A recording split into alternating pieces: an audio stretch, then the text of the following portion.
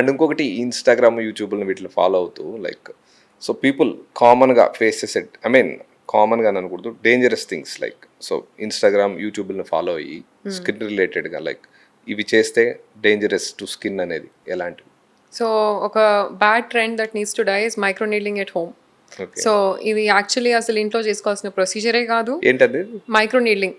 So okay. ఒక రోలర్‌లో needles ఉంటాయి.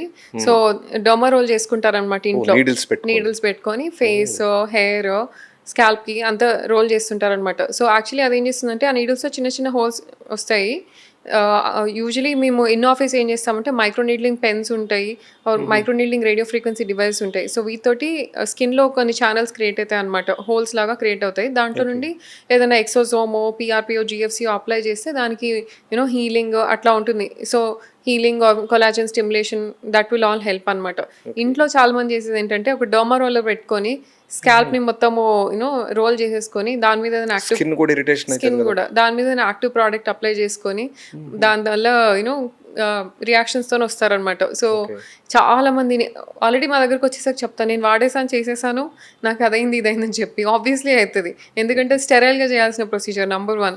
సో స్టెరైల్గా చేయకపోతే ఇన్ఫెక్షన్స్తో వచ్చే వాళ్ళు ఉంటారు. సో అసలు ఇన్స్టాగ్రామ్లో ఇదొక bad trend that micro needling can be done at home అనేది. సో ప్రతి ఇన్‌ఫ్లుయెన్సర్ ఒక డాక్టర్ కూడా అయితున్నారు. ఎస్. సో ఆబ్వియస్లీ వాడాల్సిన అవసరమే లేదు.